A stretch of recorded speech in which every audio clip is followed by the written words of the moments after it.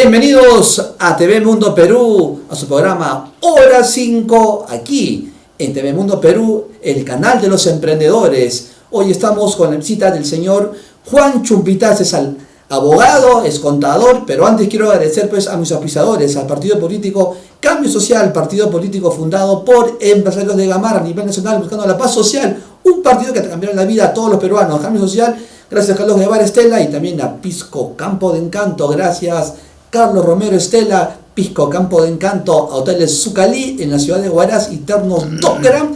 Y hoy día, pues, como les decía, nos visita un gran contador, un gran abogado. Él es Juan Chumpitaz Arévalo. ¿Cómo estás, Juan? Bienvenido. Valverde. Muchas gracias. Valverde.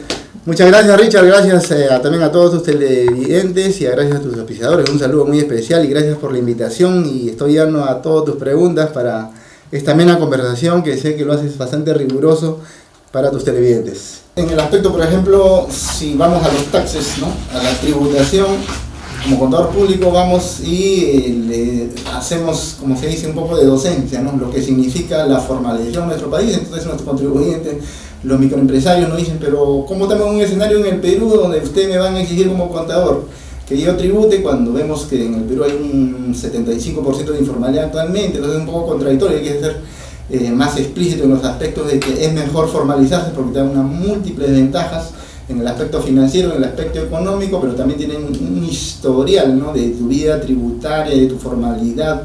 Y si quieres crecer, porque toda la vida no te vas a quedar como un microempresario, sino que vas a ir escalando peldaños en el mundo de generar mayores ingresos y sobre todo ganar mercado, crecimiento, todos esos aspectos se le explica ahí.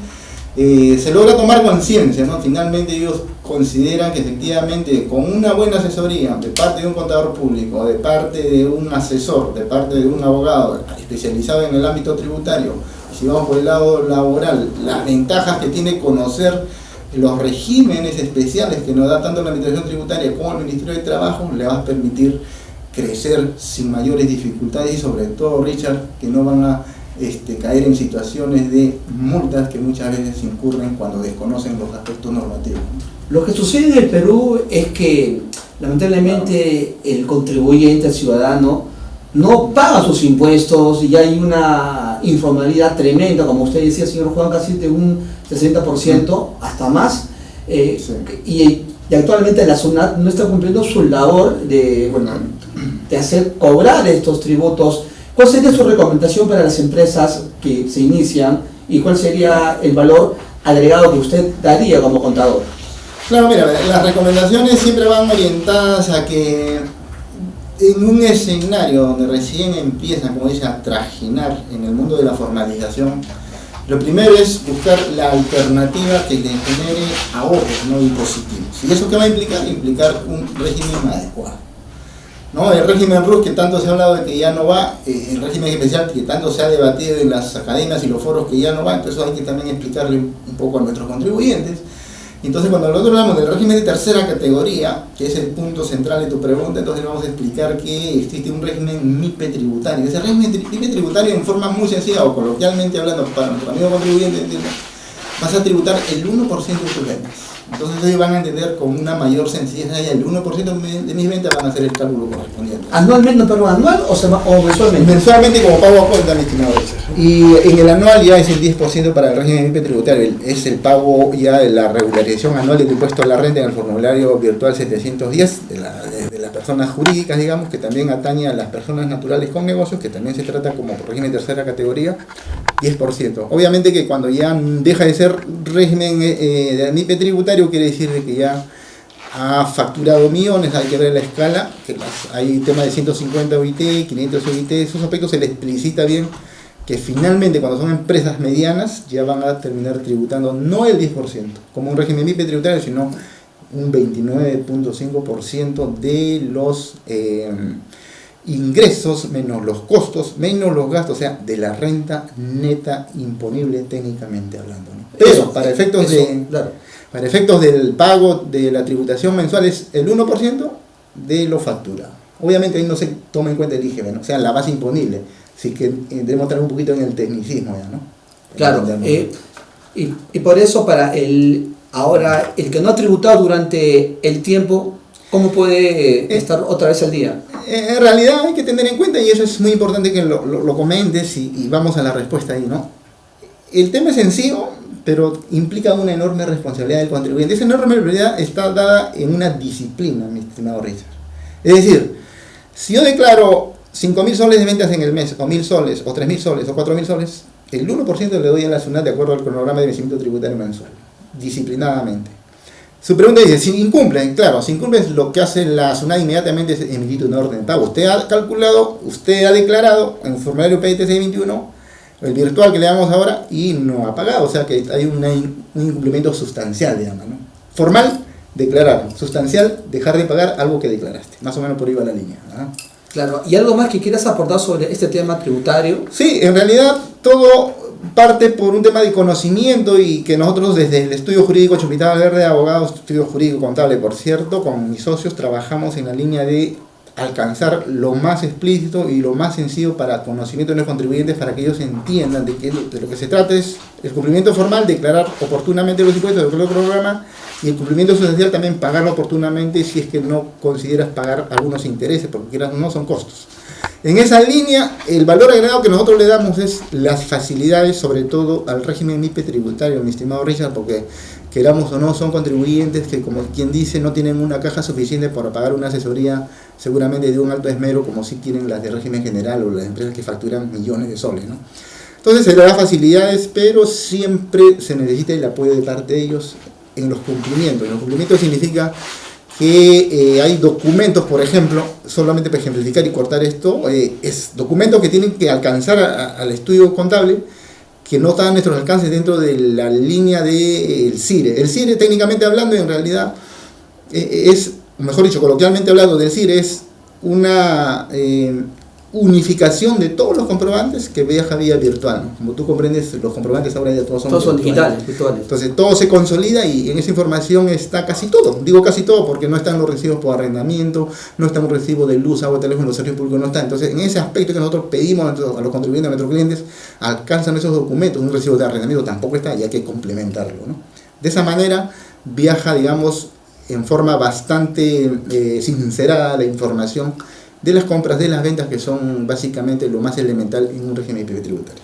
Claro, y bueno, si quiero tributar, y quiero ponerme a ley, ¿cómo hago? Entro a la SUNAT, danos esa explicación para el público. Claro, a nuestros amigos que están iniciando en el emprendimiento, efectivamente hay muchísimas facilidades, ¿no? Antes había una especie de complicación, ¿no? Pero ahora con la virtualidad, todo, incluso con tu DNI electrónico, te facilita obtener tu ficha por la página web de la SUNAT.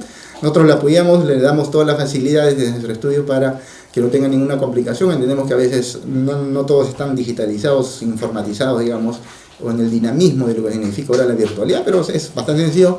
Ustedes van a tener una asesoría con nosotros, y inmediatamente van a también ser parte de este trajinar, que no es nada complicado, por cierto. ¿Y cuántos trabajan contigo? ¿Cómo se han iniciado ustedes? ¿Hace cuánto tiempo están trabajando? Bueno, yo salí a la universidad a los 28 años, o sea, saqué mi título profesional de contador público, y de ahí empecé a trabajar. Ya pues, comprenderás que después uno, antes de titularse, ya va aquilatando experiencia. Sin embargo, ya con el título profesional ya tiene, como dice, la licencia para estar plenamente habilitado en el Colegio de Contador Público, en mi caso, con el Colegio de Contadores Públicos de Lima, y con esa licencia, digamos, uno está, como se dice, con luz verde para ejercer la profesión plenamente. Primero has estudiado contabilidad. Contabilidad, exactamente. Y luego has estudiado Derecho. Y claro, mi segunda carrera. ¿Por qué me dices que vas a estudiar Derecho si eres contador? ¿Cuál fue lo que... Sí, mira, te cuento una anécdota, ¿no? Entonces entraba una corporación, una empresa medianamente grande, digamos, y tenía un problema complicado que necesitaba la firma del abogado. Entonces yo, muy esmerado, me veía muy entusiasta con la camiseta, el punche de esta empresa, y me dicen, pero necesitamos la firma de un abogado, y usted no es abogado, conoce todo. O sea, hacía, digamos, la redacción, el proyecto de lo que se tenía que mandar como un recurso de reclamación y luego de apelación, y era al tribunal fiscal, y necesitaban de la firma del abogado. Entonces ahí vi que necesariamente, y además es un tema de vocación, mi estimado Richard, siempre quise ser abogado. Por una situación que se me complicó, no pude llegar a San Marcos en el primer intento, digamos, ni bien salido de la universidad. Entonces fue una forma de presionarme más para regresar a la Universidad Tecnológica del Perú, de donde egresé con mi primera carrera y finalmente gradué de abogado, ¿no? Y luego estudias Derecho, ¿después de cuánto tiempo? No, casi fue inmediato. O sea, como te decía, yo todavía no terminaba la carrera, yo estaba ya trabajando, ¿no? No estaba trabajando, pero el hecho de que se presente una situación complicada donde necesitaban la firma de un abogado, me vi obligado, entre comillas, porque era mi pasión también en el mundo jurídico, ¿no? Juan Chumpitaz, ¿qué opinas actualmente de este ministro de Economía? ¿Está trabajando bien? ¿Cómo lo ves tú? Bueno, creo que es un poco el sentimiento y la preocupación de que nuestro país necesita pues los mejores técnicos, y en economía, por cierto, que se necesita pues, seguramente hay mejores profesionales. Lamentablemente la coyuntura hace que a veces no ingresen al aparato público por razones muy personales seguramente. Considero que está haciendo una tarea con altísima responsabilidad, seguramente incomparable y elogiable frente a la enorme labor que viene cumpliendo el presidente del BCR, ¿no? Es incomparable. Sin embargo, hacemos votos para que en esta situación complicada de turbulencias políticas, digamos, siempre cada ministro que renuncie se presente la mejor carta por parte de la presidenta en ejercicio, ¿no? ¿Qué le recomendarías al presidente de la SUNAT, al superintendente, claro, efectivamente, para que sí, pueda tener más recaudación tributaria? ¿Cuál sería tu recomendación como contador? Claro, el actual superintendente de la administración tributaria está empecinado pues en acrecentar el tema de la recaudación, ¿no? Ampliar la base tributaria, y creo que en esa línea está trabajando duramente. Ha estado en la Cámara de Comercio de Lima y en distintos foros también donde he estado presente. Sin embargo, hay aspectos, mi estimado Richard, tú sabes que la Superintendencia de la Administración Tributaria tiene autonomía plena, ¿no? Sí. Esa autonomía plena también de repente tiene su aspecto de contradicción cuando, por ejemplo, se dice, ¿no? Y esto también es la línea del superintendente, de que debemos tratar de seguir la ruta del dinero para la mejor formalización. Entonces, cuando desde la SUNAT o desde en los foros y en los debates se plantea que ya dejemos el soporte de papel del billete y vamos a todos los aplicativos ya, porque ahí sigues la ruta del dinero muy fácil a todos y si acumulas en el mes, en el año, ya sabes cuánto ha habido de evasión o no declaración, se encuentra en un contrasentido cuando desde el Estado mismo, que no es la SUNAT necesariamente, no, pero que la SUNAT pertenece al Estado. Sin embargo, eso es lo contradictorio. Sin embargo, desde el Estado, tú te vas, por ejemplo, yo soy Chumpitaz, ¿no? Viajo a Coaillo, que son mis abuelos, mis padres de allá, mi madre es de Huancayo. Yo viajo acá nomás cerquita, en Coaillo hay zonas, por ejemplo, San Juan de Quisque, un anexo de Coaillo, no hay internet. Entonces, eso replícale por lugares más recónditos del Perú, donde tú dices, dejemos el soporte de papel del billete y apliquemos todo lo que es aplicativo Yape, o sea, todo virtualizado, porque sería una excelente forma para evitar la informalidad y la evasión, sobre todo. Sin embargo, si no tenemos una conectividad virtual a lo largo y ancho del Perú y a nivel de todos los lugares más recónditos del Perú, lugares más alejados, no podremos implementar esta alternativa que a luz de voces desde la SUNAT se dice, y en los foros lo decimos también. Y lamentablemente entonces la tarea desde el Ejecutivo seguramente, o desde el MEF, o desde los que correspondan trabajar esta conectividad virtual, es un gran reto que todavía el Perú no lo está asumiendo como tal, ¿no? ¿Y en los foros qué hablas, Juan Chumpitaz? Claro. ¿Cuál es tu propuesta, aparte de esta propuesta? Sí, siempre, en realidad no se trata solamente de un abogado en individual, ¿no? En los foros debatimos todos, consensuamos ideas y decimos, efectivamente, en el Perú, queramos o no, estamos en una situación donde las propuestas son, digamos, las más acertadas, como esta que coincido también con la preocupación del superintendente de la SUNAT. Sin embargo, frente a esta situación de la falta de conectividad es un gran problema que tenemos. Frente a esta situación, lo único que nos queda es buscar una alternativa de mitigar la informalidad, ya siendo un poco más de persecutor por parte de los auditores de SUNAT, que no nos queda otra alternativa frente a esta situación. Porque claro, ya superamos el peldaño de la factura física, se compraba la factura de favor, eso ya es algo que ya se trabajó, ya fue superado. La digitalización de los documentos es una parte muy buena, se ha avanzado. Sin embargo, creo que ahora de lleno tenemos que entrar a perseguir lo que significa la ruta del dinero, tanto para la evasión o como para aspectos ya nada santos que ya son de tipos penales en materias tributarias, ¿no? Bueno, y ahora en la parte vamos a entrar al tema de derecho. Tú eres abogado, tú eres Correcto. abogado civil, eres abogado Claro, que exacto. litigante, en sí, ¿cómo te has especializado? Sí, en realidad, como comprenderás, uno cada día es un aprender nuevo, ¿no es cierto? Estuve años vinculado, digamos, si queremos ponerle porcentajes, un 70-80% seguramente dedicado al mundo contable, de los números, Claro. ¿no? Después que me gradúo de abogado ya entro más a las letras, a las normativas. En el corporativo obviamente coges tu ley general de sociedades y entras a ver el tema de las normas de las instituciones, que no nos infraccionemos como contribuyentes, porque ahí entra el Ministerio de Trabajo, entra SUNAFIL, entra INDECOPI, entra las reguladoras. Todo. Entonces cuando el cliente viene y al estudio dice, bueno, corporativamente me vas a asesorar y evítame que esté infraccionado en estas normativas de estas instituciones que hemos hablado, eso significa de que uno tiene que estar pendiente de todo el marco normativo en general, corporativamente, por eso se dice, ¿no? Y de tal manera que el gran logro del abogado es efectivamente que los contribuyentes, que son nuestros clientes, no incurran en una infracción por desconocimiento. Claro, tú asesoras doblemente al... Sí, si quieres verlo en el sentido coloquial, doblemente, ¿no? Claro. O sea, hay un problema de rango de tenor laboral. Vas al tema laboral, es una firma, la ley laboral, el decreto legislativo 728, si hay un tema de que han incurrido en un despido arbitrario, si queremos verlo en ese tramo para ejemplificar nada más, vendrá el juicio, hay que enfrentar el juicio, hay que ver el medio probatorio, etcétera, ¿no? Y si vamos al tema de SUNAFIL, claro, oye, están impuestos sanciones, entonces, pero esta sanción no es tal porque efectivamente no se presentó documento al tiempo, sin embargo, ahí están los documentos, presentémoslos y se puede acreditar que en su momento, cuando la SUNAFIL lo requirió, hubo aspectos que seguramente nos podrán hacer disminuir las multas porque los documentos existen, las pruebas existen, los hechos existen, la aplicación se dio en su momento, las capacitaciones se dieron, por eso seguridad, salud, seguridad y salud en el trabajo, que son temas muy recurrentes después de la pandemia, por ejemplo, ¿no? Más o menos por ahí esa es la línea. Exacto, veo que tienes mucho conocimiento que en el tema del derecho y también el tema contable. Claro. Has dado charlas en institutos, universidades, tienes ahí por vía Zoom, no sé, o cómo se te puede preguntar sobre Sí, todos los temas. también hemos colaborado porque esa es parte de nuestro trajinar. Yo, por ejemplo, yo pertenezco a una institución internacional que se llama los Embajadores para la Paz, ¿no? Tengo la medalla correspondiente y tengo una altísima responsabilidad. Bueno, quien se pone una medalla como un embajador para la paz, por ejemplo, tiene que asumir esa responsabilidad también. Eso implica, parte de una de esas es efectivamente dar capacitaciones a las personas que lo necesitan, ¿no?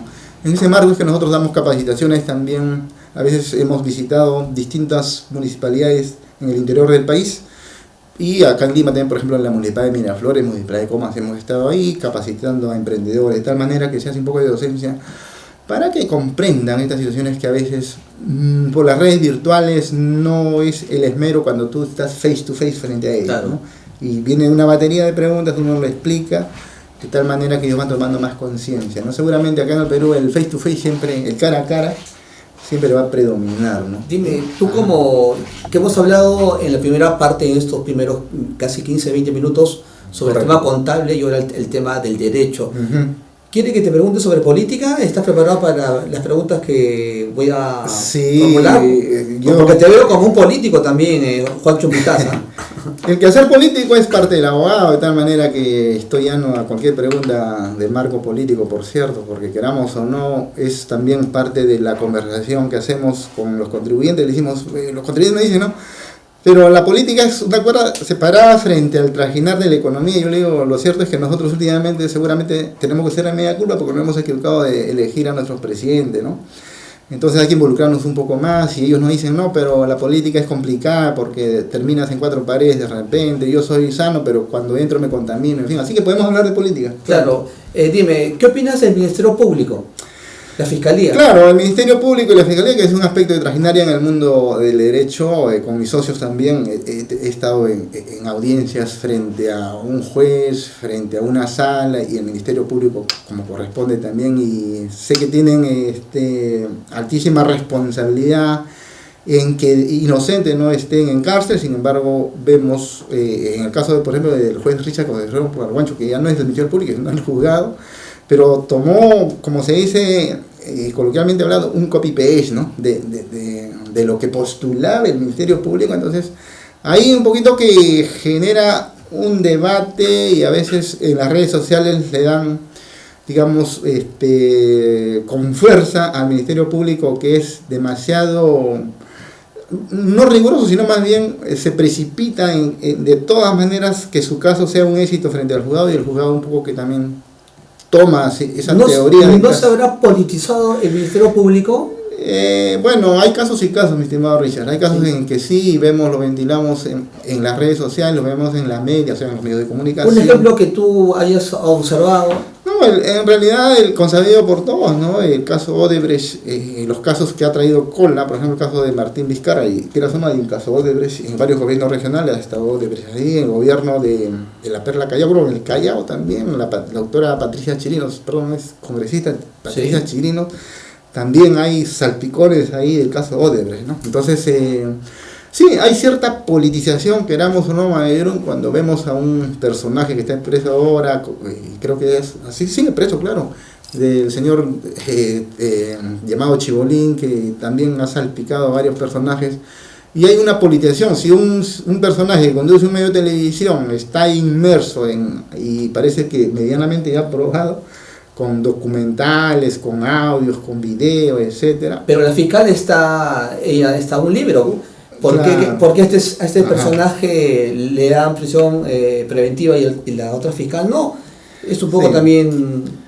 Claro, hay error estratégico también de mis colegas abogados, ¿no? Porque el abogado de la fiscal está empecinado, claro, la fiscal Peralta está bastante empecinado, por cierto, de que creo que hoy día se definía su situación. Pero claro, a tu pregunta de la politización del Poder Judicial, eso es evidente que ha habido casos. En el caso de la Fiscalía, o sea, el Ministerio Público, también ha habido casos. Otra pregunta, también porque veo que estás bien preparado, tienes mucho conocimiento sobre el tema de la política y también del Ministerio Público y la Fiscalía. ¿Qué opinas de estos denominados caviares? Y cuando está dirigido por este personaje nefasto, oculto, Gustavo Gorriti, y bueno, que también hay evidencias de hace más de 7 años con Pablo Sánchez, de la llamada, creo que lo sabes. ¿Cuál es tu punto de vista sobre estos denominados caviares? Sí, yo soy muy respetuoso en los términos, ¿no? Pero queramos o no, esta terminología de los caviares surge ya buen tiempo y queramos o no está en el día a día, ¿no? Dado a ciertos personajes, desde Gustavo Gorriti, desde el fiscal y desde...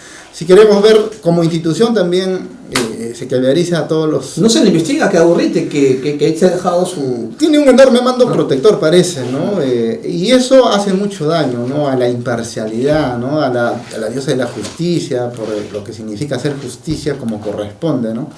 Y hay un manto de protector ahí. Si queremos ir al punto del caviaraje o la caviarada, coloquialmente hablado, con el perdón de los televidentes que de repente podrían enojarse, porque yo escuché en una oportunidad y dijeron que ya no deberíamos estar hablando de estos aspectos de la caviarada o no caviarada, de los rojos, del rey o del ay, ¿no? Entonces queramos o no, es una situación que es inevitable tratarlo. Pero es evidente. Genera una crisis. Entonces, los que no están ahorita, o sus casos que están en investigación andan bastante a paso lento, bastante parsimonioso, significa pues de que uno colige que hay un mando protector para que esto se dilate lo máximo posible, ¿no? Entonces eso hace mucho daño.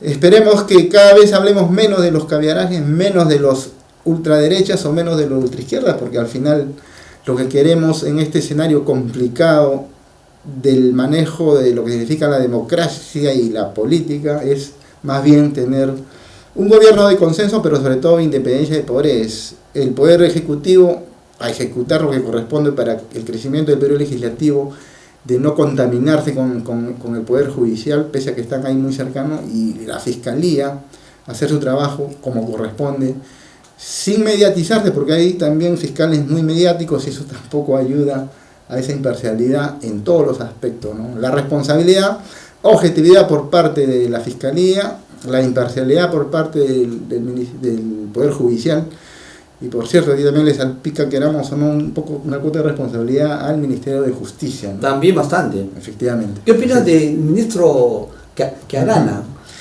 Sí. Un poco timorato a veces. Mira, el colega Arana es un gran amigo en el foro académico, aclarando por cierto. Lo conocí en la academia muy preparado, ha estado internacionalmente trajinando para aquilatarse de la academia. Sin embargo, pues en una situación de turbulencia creo que, y sobre todo me parece que ya en estos momentos que ya tiene buen tiempo en el cargo, que relevó por cierto a Daniel Maurate, como ya es un hombre político, que éramos hombres, entonces por eso aspira, también lo conozco y con él he conversado y es una persona preparada, pero parece que él no decidiera, que la presidente lo tuviese un poco ahí maniatado. Ese es mi punto de vista personalmente. Algo de eso comparto contigo porque veo que hay un interés también seguramente legítimo de él de escalar el siguiente peldaño, que es ser el primero de la República, ¿no? Entonces, que reemplazará al primer actual, que también está en un trastabillo complicado.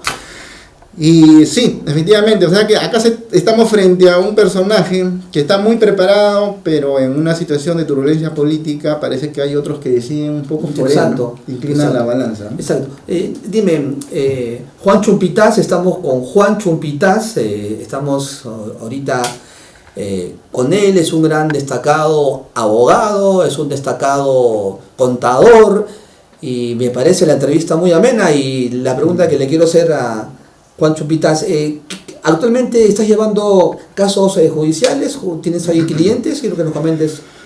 Sí, como comprenderás, pues en el estudio tenemos casos penales, casos civiles, temas laborales también, ¿no? Entonces, hay casos en los que, por ejemplo, he tenido que en realidad en el estudio nos compartimos, ¿no? con los socios que estamos ahí. En ese sentido, pues tengo algunos casos también que la vía penal, ¿no? Que está en sala, entonces queramos o no, son complicados, porque obviamente si uno va en apelación es porque efectivamente nos parece injusto lo que ha resuelto el juez en primera instancia, ¿no? Pero tú ves casos corporativos, empresariales, me estabas comentando. Claro, dirigir un estudio al jurídico, inicio. Claro, mis inicios como abogado precisamente más fue en el ámbito del derecho laboral, ¿no? Entonces en el derecho laboral he estado en varios juzgados laborales, por cierto, y también, ¿no? En apelación, o sea, en la sala, hay casos que he tenido que ir a casación. Comprenderás que en caso de casación ya llegan por un tema de monto elevado, monto chico no llegan. De repente parecerá injusto, pero es una realidad. El tema de monto define esto. Y sí, efectivamente, en una oportunidad estar en la sala con el presidente del Poder Judicial, ¿no? El doctor Arévalo incluso, ¿no? Pero bueno, es parte Javier Arévalo, claro, es parte del trajinar, ¿no? Implica mucho como el penal y el laboral, conocer el caso, ¿no? La teoría de caso. Si no conoces tu caso, entonces vas... Por ejemplo, ¿tienes algún ejemplo de eso, del tema que laboral? Claro. Ya el caso, por ejemplo, ha concluido de tal manera que puedo revelar un poco los detalles de un ciudadano que trabajaba en una empresa X, y esta empresa X prestaba pues servicios al Poder Judicial, prestaba servicio a la Fiscalía, prestaba servicio a los gobiernos regionales. Este ciudadano, y era un trabajador de esta empresa, estuvo como 4 años por locación de servicio, imagínate en esa situación, ¿no? Entonces cuando él se retira de la empresa, obviamente pide todos los beneficios sociales, locación de servicio. Entonces llegamos pues nos admiten la demanda, se evalúa, se toma toda la revisión de los medios probatorios, ofertorios de prueba, el debate obviamente en el juzgado correspondiente, la oralización, lo que corresponde a la teoría del caso. Nos dan razón, la empresa demandada apela y le dan la razón a ellos, nosotros apelamos, finalmente llegamos a la sala, ¿no? Ok, a la sala. Y en la sala le dan la razón a ellos, nosotros apelamos, llegamos a casación, y en casación termina dando la razón más bien a la empresa, ¿no? Pero es parte del trajinar. ¿Y cuándo te hubieras escuchado ahí? Claro, que han salido ustedes dando victoria. Sí, claro, o sea, como ves, hay vencimiento, vences, pero luego de haber vencido, pero finalmente es en casación donde se resuelve. ¿Y por qué en casación ahí puede uno ganar? En casación uno también es consciente, ¿no? Hay ciertas debilidades, porque tú podrás entender que hay un David frente a un Goliat, un trabajador que se premunió de ciertas pruebas, pero un empleador que borró muchas pruebas. Entonces, el punto de quiebre, por ejemplo, acá fue de que el trabajador consintió un contrato verbal y no el formal escrito. Dicen, oye, es locación, ahí está la prueba, ¿no? Ese por ahí era uno de los puntos. Los recibos emitidos eran físicos, ¿no? Obraban en la contabilidad, sin embargo ellos después hicieron una rectificatoria, por ejemplo. Eso nos complicó un poco por ahí, ¿no? Y finalmente la empresa también se protegió mucho de no crearle un correo corporativo, por ejemplo. Aspectos así. El tema de la probanza, de la entrada, de la jornada, la hora, su entrada, su salida o su intermedio, que es el almuerzo de los 45 minutos o una hora, tampoco se pudo probar por nuestro lado porque la empresa no le hacía marcar. Pero eso pasa casi en muchas empresas actualmente, claro. En muchos casos, supongo. Sí, entonces finalmente es un punto de quiebre, o sea, es un 50-50, ¿no? Entonces vas sobre eso y finalmente llegó un poco debilitado en el recurso de casación, y el recurso de casación fuimos vencidos. Y el caso que hemos vencido, por cierto, ¿no? Como es evidente, ¿no? Un trabajador que fue despedido sin el debido procedimiento, ¿no? Entonces, si es despedido sin el debido procedimiento, ahí no hay mucho que hacer, ¿no? Entonces, se evidencia, si hay la prueba de que fue con la carta preaviso de despido, se dio los 6 días que corresponde de acuerdo a la normativa laboral, el trabajador respondió, entonces no hay nada que hacer, y en este caso no había nada de eso, ¿no? El empleador no tenía forma como probar de que había sido justamente despedido, ¿no? Con el debido, imputándolo los actos cometidos y el debido procedimiento. Como eso no llegó a probar, definitivamente la sentencia fue favorable a nuestro cliente del trabajador. Pero claro, hay casos en que ya, si entramos a los detalles, hay casos en que he tenido que defender al trabajador, hay casos en que he tenido que defender a la empresa. Muy bien, Juan Chumbitaz, danos por favor, Juan, ¿dónde se te puede ubicar, Juan? Unos teléfonos, WhatsApp, ¿dónde quedan tus oficinas? Veo que correcto, están ustedes bien preparados para el tema contable y el tema también de derecho. Sí, pueden ingresar a mis redes sociales, me ubican como Juan Pascual Chumbitaz Valverde, y en mi página web, en la página web del estudio jurídico es www.chumbitazvalverdeabogados.com. Y bueno, si ustedes me googlean, mi número telefónico es el número WhatsApp 956 70 30 83. Pero bueno, en las redes sociales nos ubican, en Google también colocan mis nombres, todas las redes sociales estamos, y sí, simplemente colocando mis nombres me van a ubicar en cualquier red social. Por Google más rápido colocan mi nombre o nombre del estudio, o incluso el número de teléfono que he dictado está abierto al público, así que por ahí no hay ningún problema. ¿Cuál es la pregunta que más te hacen el público? ¿Qué preguntas más te hacen? ¿Te refieres a nuestros clientes? Sí, sobre el tema contable. No, siempre sobre contabilidad, sobre la innovación, ¿no? Tú sabes que con la AI o la Artificial Intelligence o la inteligencia artificial, pues está cambiando, la IA está cambiando todo, ¿no? Entonces ahora con este programa de la consolidación de los comprobantes que hablábamos, te preguntan, ¿no? Mira, ya ahora hay esta plataforma en SUNAT, seguramente ya no necesitamos del contador, ¿no? Entonces le decimos, sí, probablemente si eres muy acucioso en conocer, de repente ya no necesitarás el contador para tus declaraciones mensuales, ¿no? Pero de tal manera que si consideras esa alternativa, lleva siempre al asesor ahí, ¿no? Declara tú, pero el asesor revisando, porque cometes un error, vas a tener una multa que de repente comparativamente el honorario módico de una empresa pequeñita versus la multa que te va a venir, te va a salir más caro pagar la multa de la administración tributaria, ¿no? Pues más o menos por ahí está la recurrencia, porque técnicamente hablando hablamos del CIRE que te comentaba. El CIRE, claro, el CIRE. Ese CIRE es la unificación, la consolidación, pero todo está ahí en la plataforma de SUNAT. Todavía tiene ciertas fallas, pero queramos o no, nosotros con el tecnicismo que tenemos de la forma en llevar la contabilidad electrónica, ahora casi virtualizada, nos facilita rápidamente detectar errores porque estamos preparados para eso, ¿no? ¿Cobran precios ustedes módicos, supongo? ¿Perdón? ¿Cobran precios módicos? Ah, sí, bastante módicos, por cierto, claro. Acá están las MIPE, pero las claro, MIPE. Por eso nosotros cuando visitamos a nuestros clientes que están en Gamarra, queramos o no, estamos a un paso de Gamarra, Richard, entonces vamos a Gamarra. Los clientes, por cierto, que se averiguan bien más o menos un costo promedio, ¿no? Entonces, acá con toda transparencia siempre le decimos, ¿no? Un costo promedio para una empresa MIPI con 2 o 3 trabajadores en la empresa, o sea, en el plan, en la planilla electrónica y sus facturaciones que están en el régimen MIPI tributario, una esmerada atención bastante módica gira entre los 100 soles, ¿no? Entonces, frente a eso yo creo que tranquilamente los contribuyentes toman conciencia de que sale bastante económico tomar los servicios de un contador público o un abogado tributarista que arriesgarte solo y finalmente terminas incurriendo en multas, en infracciones, ¿no? Y esas infracciones obviamente salen más caro, ¿no? Muchas gracias al abogado, al contador Juan Chumpitaz, que nos visitó en Hora 5 en TV Mundo Perú, y quiero agradecer a mis auspiciadores, a Pisco Campo de Encanto, a Hoteles Ucalí en Huaraz, a Ternos Docran y al partido político Cambio Social, partido político fundado por empresarios de Gamarra a nivel nacional, buscando la paz social, un partido que cambiará la vida de todos los peruanos. Cambio Social y su fundador, el señor Carlos Guevara Estela. Muchas gracias.